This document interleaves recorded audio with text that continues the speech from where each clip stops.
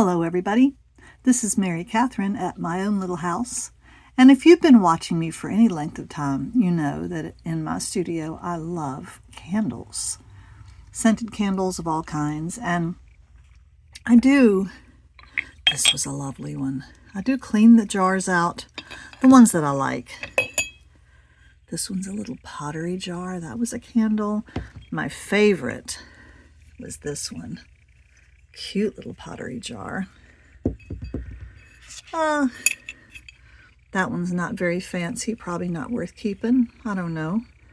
But I've got a lot of other old used candles, and they look kind of like this. And I do want to save the wax, and I keep them for a long time until they get overwhelming and there's too many of them. And then I start cleaning the wax out and saving it to make other little candles, probably to make one candle maybe in there. What holds me up is that I really need to get some wicks. That's not hard to do. You can buy them almost anywhere. I just haven't bothered yet. So today I'm going to try cleaning out some of these used up candle jars.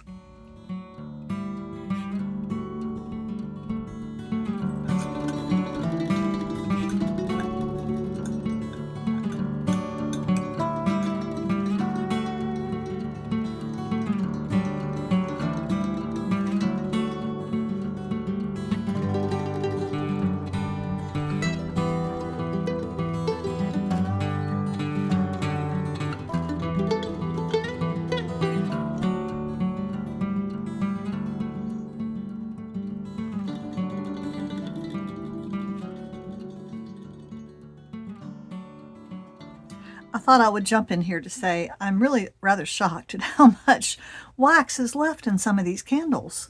Who made this one? This is Bath and Body Works. And that's the thickness. It's probably over 1/2 inch of wax in the bottom of this whole, quite a large candle. This is a 3-wick candle. And I don't know why they don't burn down to the bottom like they really should, so that you could get the use of all of the wax. But that's really a whole lot of candle wax that you're paying for that you're not going to get to use. And most people really, as soon as they find that they're unable to light the candle and have it stay lit, they just throw the candle away, understandably. Honestly, this is not something everybody enjoys doing, digging the wax out of your candle. I do. But I wish that they would not cheat all of the customers out of candle wax this way. I found the Bath and Body Works to be that way. I found the Yankee Candle to be that way. Yeah, kind of surprising. Well, I've cleaned out all of my candle jars so far. And this, I decided to put it into a little sandwich bag because I'm putting it into this. It soon filled this up and I was running out of space. So I put it in here and weighed it. And this weighs 251 grams. Now, a gram is the weight of a small paper clip. Okay, so 250 grams about. That is bigger than this Yankee candle. That is bigger even than this Bath and Body Works candle. It's not as big as some of these. Some of these are up to like 350 or 400 grams. But that's a good size candle that I'm going to get for free. I think I'll find some twine around and see if I can get it to stick to the bottom and with a little wax and fill it up and see if I can get that to work as a wick. I'm not really sure if it will. But I've never... if I've ever made a candle, it's been a long time. I've done dipped candles, you know, taper candles, but I don't think I've ever made one in a container before. So if I do, it'll just be one I burn here at home, and I'll let you know.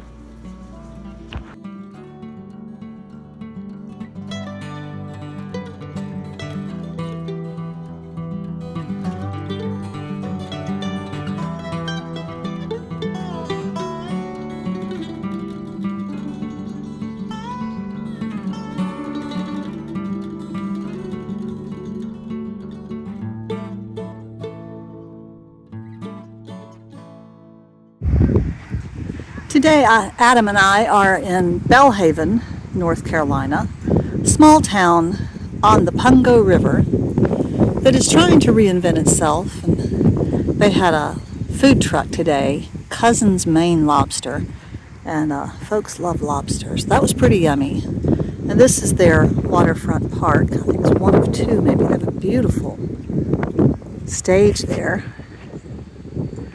And waterfront housing, lots of spots for boats. Now, I know this may look like a river to some of y'all. This is only one prong off of the Pungo River. The real Pungo River is that way, and this feeds into it and opens up into something even larger. We have pretty big water down here.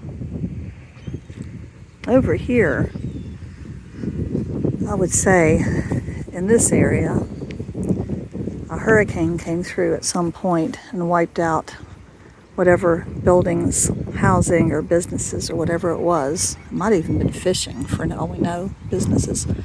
Here, there's just some asphalt left. Big pile of asphalt over there. There's another building over there. Looks like they took down. So, all these places have had their share of hurricanes, but they're trying to come back. They've got lots of cute shops downtown. There's a Chamber of Commerce, public restrooms. So if you're ever out here on the Outer Banks, or the Inner Banks, stop by Belhaven.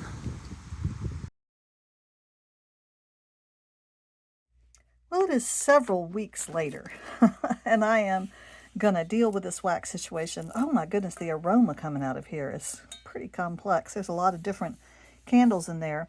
Thankfully, I already have two double boiler inserts that I use for wax anyway, for making balms, and so I'm just going to use one of those for that.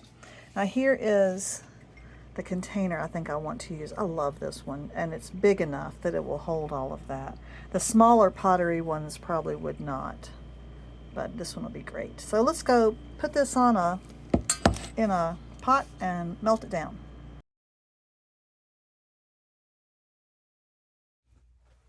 Now, I should make the point that this candle is just for my personal use, and so it doesn't really matter to me that there's all kinds of like little pieces of burnt wick and little pieces of carbon and charcoal kind of stuff in there from the previous candles. I don't mind that.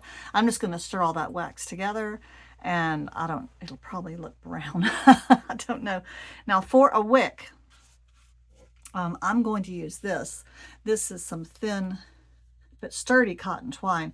This is what I have used when I've woven rugs before, wool rugs. This is my warp. I think I doubled it. But this I think will do fine for a wick. We'll see. I'm going to secure it to the bottom of this with, I don't know, I could put some glue in there. I could put a little wax in there. I could put a little piece of tin foil in there. I don't really know how important it is how you secure it to the bottom of the candle container. So we'll see how that turns out. But this is what has prevented me from doing candles for so long, as I didn't have a store-bought wick. And I don't know that you have to have that. So we'll see if this does okay. This may be a little unconventional, but I looked over it right after I just said that to you and realized that I have these little wax melts, and this whole system is perfect for putting a little bit of wax in a little location, like in the bottom of this. I can just melt it and pour it in there. And I think I'm going to put 2 wicks in, because I would like to have a candle that burns to the end. So we'll see if we can do that. I don't know if this will work, but I'm excited to try. You know me.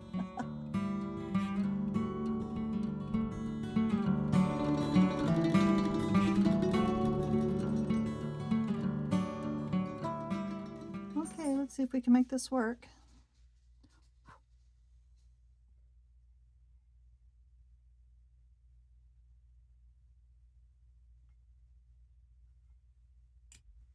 This is a hat pin that belonged to my husband's grandmother, although I think it was actually her mother's. I don't think I don't think Granny ever wore it. So, yeah. It's really good for manipulating things in tight little spaces.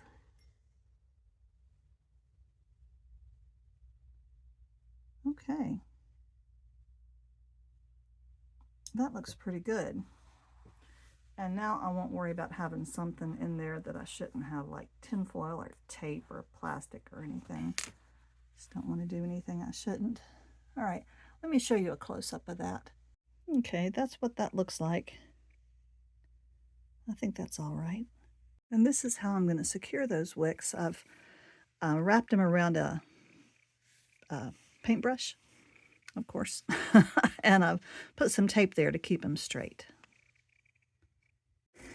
Well, that didn't take any time at all for that to melt. It's got a couple little pieces there, and then we will pour it in. All right, here we go. In real time. Oh boy. I think I'll pour over there. It looks a little bigger. Maybe pour a little bit over here.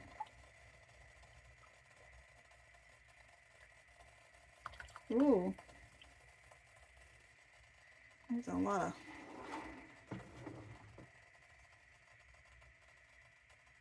leftover crud in there. I think that must be all the stuff that's not, can you see that? That's all the stuff that's not wax, I believe. I don't know. Plus, I think a whole lot of the little pieces of charcoal are in there too. They didn't melt. Maybe I'll just leave that and we'll call it done with that.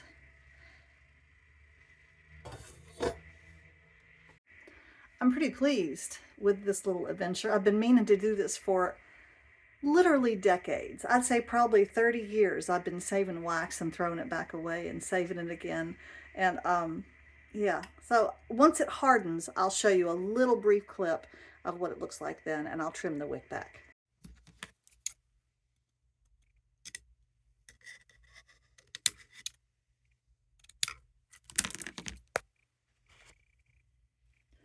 There you have it. It looks like chocolate. It really is kind of brown. It's really more of a mauve. And it's not all the way full, but it's a pretty big candle. It's still a teeny bit warm, so I'm going to let it cool overnight before I burn it. Yeah, that was actually super easy. All right, there's a candle.